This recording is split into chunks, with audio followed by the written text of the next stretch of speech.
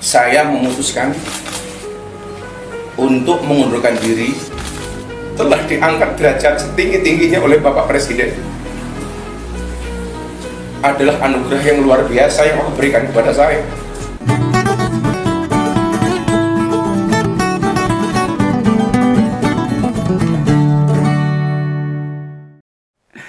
Terlepas dari Miftah Maulana yang sudah mundur dari jabatan utusan presiden, ya penting kiranya kita kembali menengok ke belakang.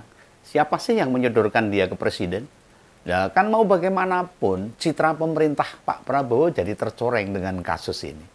Ini bukan mau menghubung-hubungkan, mau mengkait-kaitkan atau menggadruk-gadruk, enggak. Jujur, peristiwa masuknya pemilik pondok pesantren Ora Aji ini, iya memang nama pondoknya pesantrennya Ora Aji ini. Ora Aji itu kalau bahasa Indonesianya itu apa ya? Tidak berharga gitu loh. Ini duduk karangan dewe, bukan karangannya umbangan. Faktanya begitu. Jadi publik pasti ngerti siapa yang bikin Bang Miftah bisa jadi utusan khusus presiden. Ini yang perlu kita bahas ini. Mengapa ini penting? Ini berkaitan dengan seleksi. Ini menyangkut uji kompetensi atau standar seorang pejabat negara. Masa hanya karena terkenal, dia bisa punya jabatan di pemerintah dan jabatan tertinggi, terhormat, ngurusi se-Indonesia. Apa iya pihak yang nyodorkan namanya sebelumnya tidak ngerteni rekam jejaknya? Ingat loh, cara berdakwahnya memang vulgar, calcul, tanpa rem. Seperti dalam berbagai tausiahnya. Memang Gus Miftah itu lebih banyak di kalangan kaum masyarakat biasa lah. Jadi omongannya memang kelasnya kelas masyarakat biasa. Nah dia menyebut dirinya itu memang berasal dari jalanan. Yang kemudian karena ketekunan belajar agama, derajatnya meningkat. Tidak ada yang salah orang jalanan jadi pejabat, nggak salah. Asalkan berubah.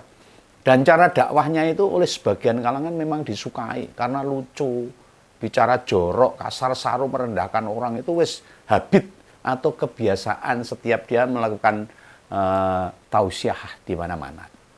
Apa iya tidak ada orang lain yang bisa menjalankan tugas sebagai utusan khusus presiden? Ini masalah negara ini. Dan bidangnya itu bidang kerukunan agama, juga pembinaan sarana keagamaan yang berhubungan dengan agama, keimanan. Nah, Pak Prabowo tinggal minta loh ke Muhammadiyah atau NU. Abrek-abrek orang yang bisa, Pak. Yang punya kredibilitas dengan ilmu yang tinggi, dengan pengalamannya yang banyak, jam terbang yang sudah tinggi. Nah, dengan hanya durasi jabatan 1,5 bulan saja, ada pejabat yang tersandung masalah. Ini harus jadi perhatian kepala negara. Pak Sekap, lain kali loh. Tidak hanya menegur bila sudah terjadi kasus ini. Dia harus terus-menerus mengingatkan kabinetnya atau pejabat lain untuk tidak hanya bekerja dengan baik saja, tapi juga menjaga perilaku dan sikapnya, etika, adab, dan yang lain. Nah selama ini loh, jemaahnya blas rasudo tetap banyak. Yang jadi persoalan adalah yang kayak gini kan mestinya tidak layak diangkat jadi pejabat. Kenapa kemudian presiden menerima dan menempatkan sebagai utusan khusus? Nah yang pasti, waktu presidennya Pak Jokowi berkali-kali dia mendapatkan kesempatan ngisi tausian juga. Dia cara kenegaraan loh. Gibran sendiri sejak jadi wali kota ya berhubungan baik. Malah Gus Miftah itu mampir ke Solo itu ke kantor wali kota Solo juga. Saling berkunjung sama Bang Miftah ini. Pertanyaannya ini, apa sih bapak atau si anak yang meminta presiden memasukkannya sebagai utusan khusus untuk ditawarkan ke Pak Prabowo menjadi salah satu utusan khusus bidang agama? Nah beginian kan nggak boleh disepelekan. Dia mesti ikut bertanggung jawab noh. Bila perlu turut menjelaskan apa alasannya Sidak itu mesti jadi pejabat negara. Ya pastinya begitu. Ya sejak awal pada saat pemanggilan calon pejabat, nama Bang Miftah kan tak masukkan daftar itu sebagai salah satu nama yang tidak semestinya jadi petinggi negara.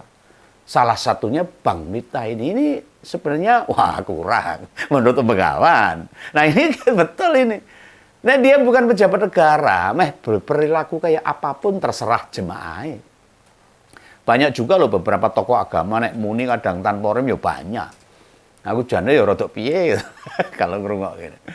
Kaya wong-wong kaya ngono digemari. Contoh kuwi ada Pak Rizik, ada Pak Bahar Smith. Apa meneh Bang Sugi Nur.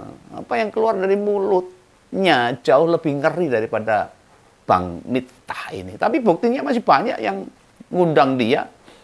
Masih banyak dia melakukan ceramah-ceramah di beberapa tempat. Ya enggak apa-apa. Ya karena itu kan terserah jemaahnya. Nah, sekarang sing sementara nggak bisa.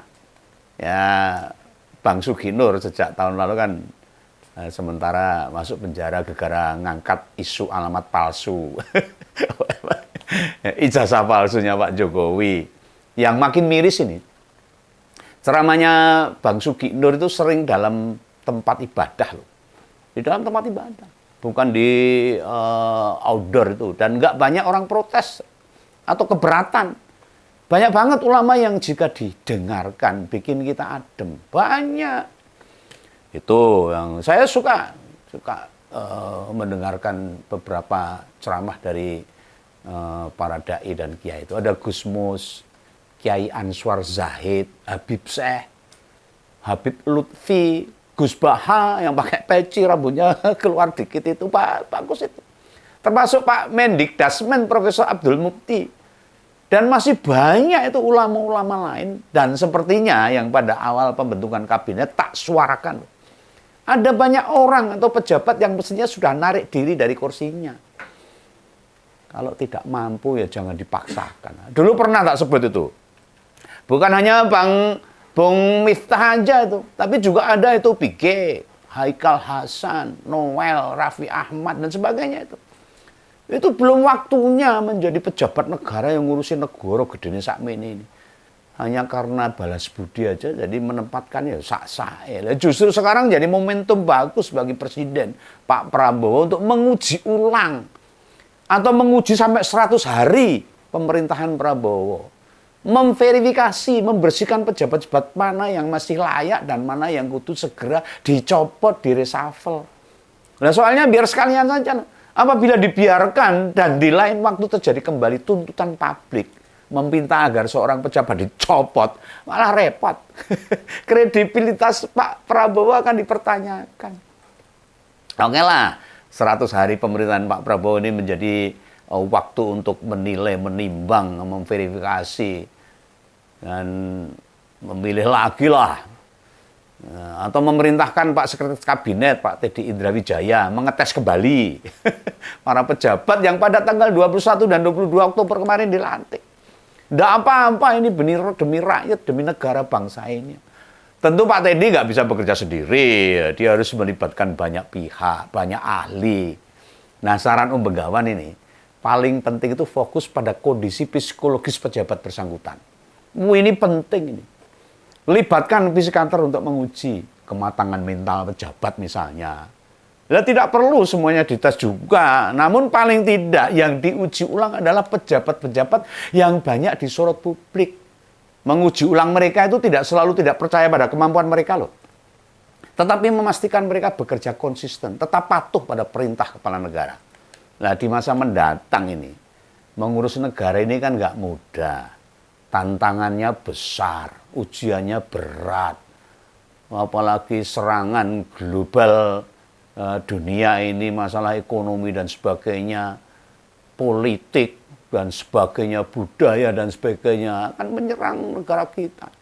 Lah kalau wonge cilik aten, gak bakal mentale, dijebol emosine, ya bakal dirugikan pertama kali ya Pak Presiden Prabowo. Kredibilitasnya akan turun. Ini sudah ada beberapa pejabat tuh yang ditegur Pak Teddy itu. Artinya Bang Miftah ini bukan pejabat pertama yang ditegur.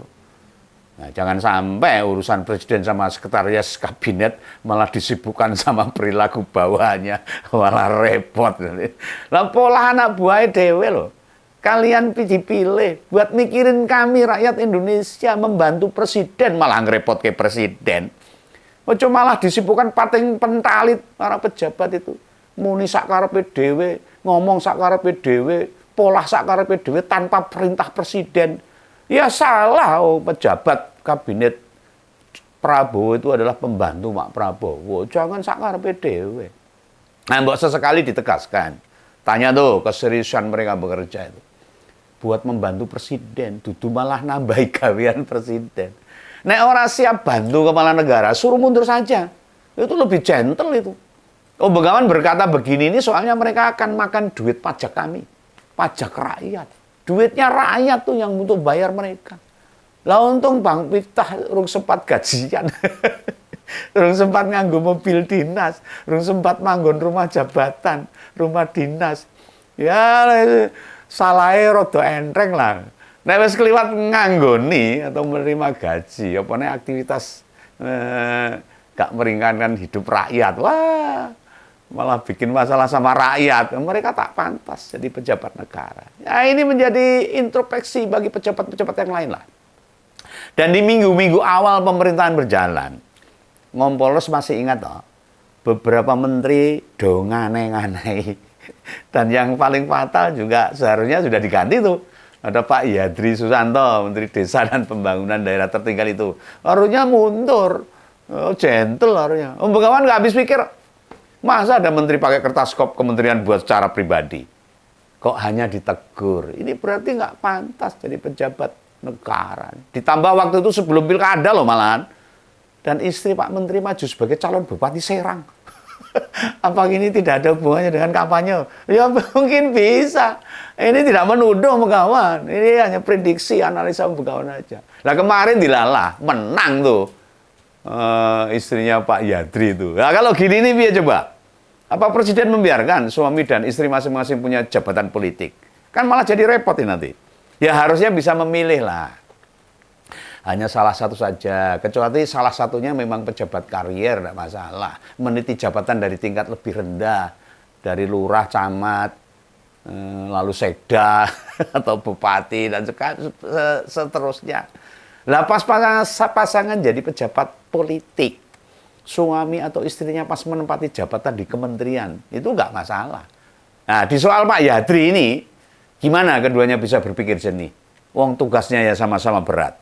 Lagian loh, kayak gak ngasih kesempatan pada yang lain buat menjabat nih. Kondisi ini diakui atau tidak akan berpengaruh, saling mengganggu pekerjaan. Ya tolonglah Pak Prabowo.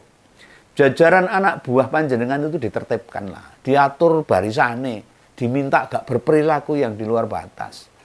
Harus komando Pak Prabowo, dan kasus mundurnya Bang Miftah seperti tak prediksikan dahulu. Belum ada 6 bulan, wes ada yang jadi masalah. Bener toh prediksi Begawan. Ini bukan karena Begawan iso ngramal, enggak. Belas ora. Mergo sing mbok ajak nyambut gawe kuwi ya wong-wong sing kapasitasnya meragukan, kredibilitasnya kurang. Dan itu masih ada beberapa orang loh. Ke depan akan malah merepotkan kepala negara. Nah, pilih ambil tindakan sekarang atau nanti malah jadi bumerang Pak Prabowo. Ngono ya. Saya kira kita paham lah masalah itu. Ya tonton aja nanti. Ini prediksi Begawan. Ke depan akan banyak, akan ada pembantu Pak Prabowo dalam kabinet akan terkena masalah. Kalau semuanya tidak segera diperbaiki. Oke? Salam Begawan, salam ngompol. Dadah.